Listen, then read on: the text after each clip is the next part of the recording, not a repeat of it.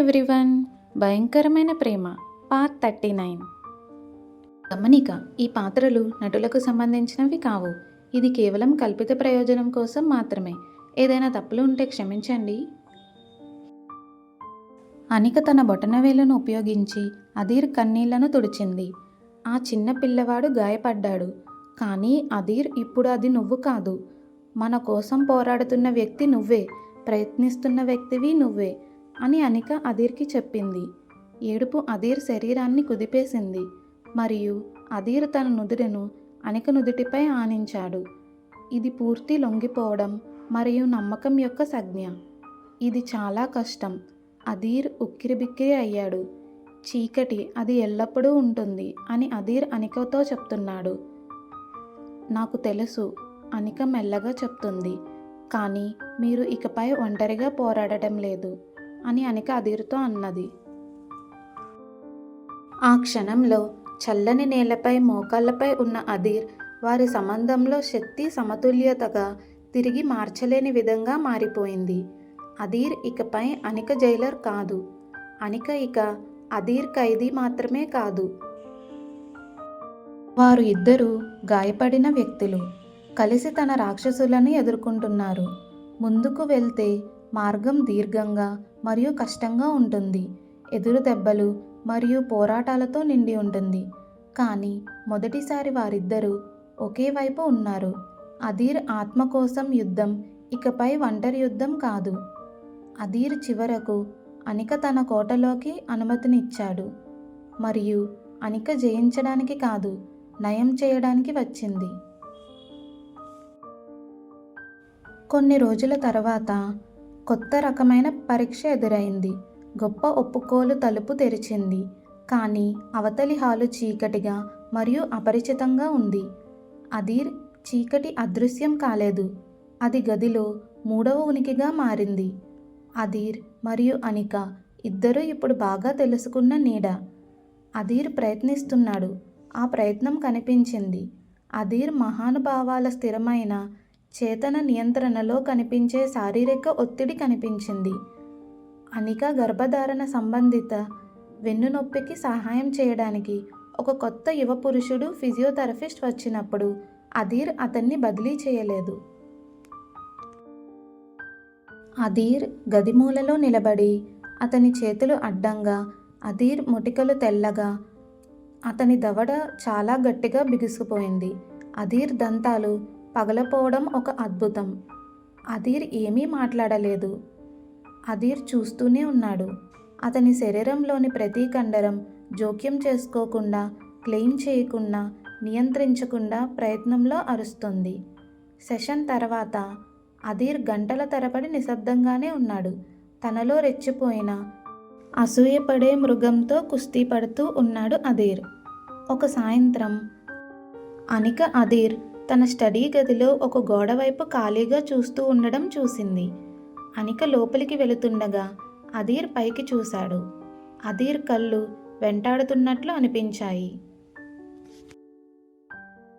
అధీర్ అనికతో ఇలా అన్నాడు, ఇది నా చేతులతో అలలా అలను ఆపినట్లు ఉంది జాన్. అధీర్ ఒప్పుకున్నాడు. అతని గొంతు చిరిగిపోయింది. ప్రతి అంతర్దృష్టి నన్ను అతన్ని తొలగించమని చెబుతుంది. మరే ఇతర పురుషుడు మీపై చేయి వేయకుండా చూసుకోవడానికి. పిచ్చి దానిని ఒక స్వరం ఉంది మరియు అది చాలా బిగ్గరగా ఉంటుంది అని అధీర్ అనికతో అన్నాడు. అనిక ఖాళీ ఓదార్పుని ఇవ్వలేదు. అనిక అధీర్ దగ్గరకు వెళ్ళి అధీర్ గుండెపై తన చేతిని ఉంచింది. అనిక అది కొట్టుకోవడం, అనిక అరచేతికి వ్యతిరేకంగా ఒక ఉన్మాద లయను అనుభవించగలిగింది. అనిక అధీర్తో ఇలా అనింది, కానీ నువ్వు దాని మాట వినలేదు. అనిక మెల్లగా చెప్పింది, నువ్వు అలని వెనక్కి పట్టుకున్నావు నా కోసం అని అనిక అధీర్తో అన్నది. అధీర్ అనిక వైపు చూశాడు. అధీర్ కళ్ళు అనిక కళ్ళను వెతుకుతున్నాయి. ఇది సరిపోతుందా? అధీర్ అడిగాడు, భరోసా కోసం తీరని అవసరంతో నిండిన ప్రశ్న అది. నీ ప్రేమను సంపాదించడానికి ఇది ఎప్పుడైనా సరిపోతుందా? నిజమైన ప్రేమ, నేను బలవంతంగా నీ నుండి ప్రయత్నించిన ప్రేమ కదా అని అధీర్ అడిగాడు అనికను. ఇది అధీర్ వ్యామోహం యొక్క కొత్త సారాంశం. అధీర్ ప్రేమ ఇకపై కేవలం స్వాధీనం గురించి కాదు, అది యోగ్యత గురించి. అధీర్ అనిక ప్రేమకు అర్హుడు కావాలి అనుకుంటున్నాడు. మరియు అనిక పట్ల తనకున్న ప్రేమ యొక్క స్వభావాన్ని పోరాడటం ద్వారా మాత్రమే దాన్ని సంపాదించగలనని అధీర్ అర్థం చేసుకోవడం ప్రారంభించాడు. అధీర్ అనిక ఆనందం కోసం చిన్న స్పష్టమైన త్యాగాలు చేయడం ప్రారంభించాడు. ప్రతి ఒక్కటి తన చీకటి స్వభావానికి వ్యతిరేకంగా పోరాడటమే. వారి గేటెడ్ కాంపౌండ్ నుండి వీధికి అవతల వైపు పబ్లిక్ పార్క్ ఆడుకుంటున్న కుటుంబం వైపు అనిక కోరికతో చూడటం అధీర్ చూశాడు. పాత అధీర్ తెరలు తీసి ఉండేవాడు. కనిపించే అంతర్గత పోరాటం తర్వాత కొత్త అధీర్ లోతైన శ్వాస తీసుకుని ఇలా అన్నాడు అనికతో, వెళ్దామా మనం పార్క్కి నడక కోసం అని అధీర్ అన్నాడు అనికతో. వారు కలిసి పార్క్కి వెళ్ళారు. ఆ విహారయాత్ర నియంత్రిత ఉద్రిక్త యొక్క కళాఖండం. ఆ నడకలో అధీర్ అనిక చేయి పట్టుకున్నాడు.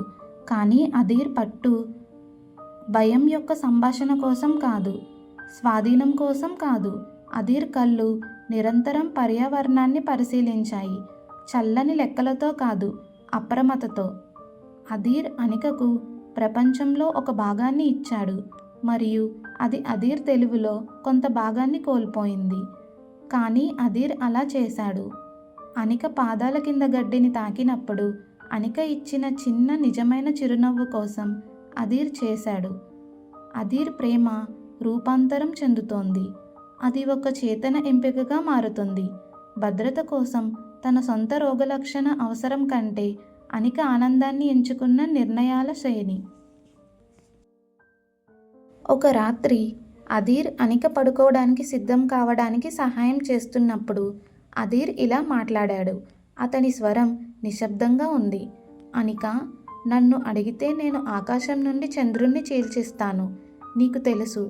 కానీ అది నాకు సులభమైన విషయం, కష్టమైన విషయం, నిజంగా నా ప్రేమను నిరూపించే విషయం. చంద్రకాంతిని సహజంగా మీపై పడనివ్వడం, దానిని సొంతం చేసుకోవడానికి ప్రయత్నించకపోవడం అని అన్నాడు అధీర్. అధీర్ అనిక ముందు మోకరిల్లి అనిక మోకాళ్ళపై చేతులు ఉంచి పూర్తిగా కొత్తగా ఉన్న విస్మయంతో అనిక వైపు చూశాడు. అది యాజమాన్యం పట్ల విస్మయం కాదు, కృతజ్ఞత పట్ల విస్మయం. నేను చీకటిని నియంత్రిస్తాను, అధీర్ నిశ్చయతతో వణుకుతున్న స్వరంతో ప్రమాణం చేశాడు. నేను ఆ మృగాన్ని బోనులో బంధిస్తాను. నేను బ్రతికి ఉన్నంతకాలం, ప్రతిరోజు, ప్రతి గంటకు నేను దీన్ని చేస్తాను. నువ్వు ఉండటానికి కాదు, కానీ నేను నీ దగ్గర ఉండటానికి అర్హత పొందగలిగేలా చేస్తాను అని అధీర్ అన్నాడు అనికతో. అధీర్ అనిక ఒడిలో తన తలని వేశాడు, అంతిమ లొంగిపోవడానికి సంజ్ఞగా. కానీ నేను ఇకపై చీకటిలో ఒంటరిగా పోరాటం చేయలేను జాన్. నేను బలంగా ఉన్నాను, కానీ ఈ పోరాటం, ఇది ఒక మనిషిని చాలా ఎక్కువ. నాకు నువ్వు కావాలి, నా బహుమతిగా ఉండటానికి కాదు, నాకు బలంగా కావాలి. నువ్వు నా వైపు ఉన్నావని తెలుసుకోవాలి. నేను దానిని నీ దృష్టిలో చూడాలి, నేను దాన్ని నీ స్పర్శలో అనుభూతి చెందాలి అని అధీర్ అనికతో అంటున్నాడు. అధీర్ అనికకు కొత్త శక్తిని ఇస్తున్నాడు. అధీర్ లంగరుగా ఉండే శక్తి. తన మోక్షం ఒంటరిగా ప్రయాణం కాదని, అది ఒక భాగస్వామ్యం అని అధీర్ ఒప్పుకుంటున్నాడు. నాతో నిలబడు అనిక, ఈ పోరాటంలో అని అధీర్ వేడుకున్నాడు. అధీర్ గొంతు మెల్లగా చెప్పింది, నా లోపల నేను ఈ యుద్ధం చేస్తున్నప్పుడు నా పక్కన నిలబడు. నీ ప్రేమ చివరికి బహుమతి కాదు, అది యుద్ధంలో గెలవడానికి నాకు అవసరమైన ఆయుధం అని నాకు తెలియచేసేలా చేయి. దయచేసి అనిక, దయచేసి నన్ను చీకటిలో పోరాడడానికి వదిలివేయవద్దు అని అధీర్ అనికను వేడుకున్నాడు. అనిక బలవంతంగా కాదు, ప్రేమ మరియు విచారం ద్వారా మోకాళ్ళపైకి తీసుకురాబడిన శక్తివంతమైన వ్యక్తి వైపు చూసింది. అనిక అధీర్ మాటలను అర్థం చేసుకుంది. అనిక అధీర్ జుట్టు గుండా తన వేళ్లను నడిపించి సున్నితమైన ఆమోదయోగ్యమైన స్పర్శను అందించింది. నేను ఎక్కడికి వెళ్ళడం లేదు అధీర్, అనిక మెల్లగా చెప్పింది. నేను ఇక్కడే ఉన్నాను, నీతోనే ఉంటాను అని అనిక అధీర్తో అనింది. అధీర్కి వినడానికి కావాల్సిందల్లా అదే. ఒక వణుకు ఉపశమనం అధీర్లో దాగి ఉంది. అధీర్ తన హృదయానికి తాళం చెవిని అనికకు అప్పగించాడు, పంజరానికి కాదు, మరియు అనిక బంధింపబడినందున కాదు, కానీ తాళం పట్టుకున్న వ్యక్తి పోరాడటానికి విలువైన వాడని అనిక నమ్మించినందున అక్కడే ఉండటానికి ఎంచుకుంది. అధీర్ మరియు అనిక ప్రేమ కథ ఇకపై విషాదం కాదు. ఇది కష్టమైన, బాధాకరమైన, కానీ అసాజనకమైన విముక్తి. మరియు మొదటిసారి వారిద్దరూ కలిసి దానిని రాస్తున్నారు. Next part continuous. అధీర్ మరియు అనిక ప్రేమను తెలుసుకోవడానికి లైక్ చేసి, షేర్ చేసి, సబ్స్క్రైబ్ చేయండి. Thanks for watching.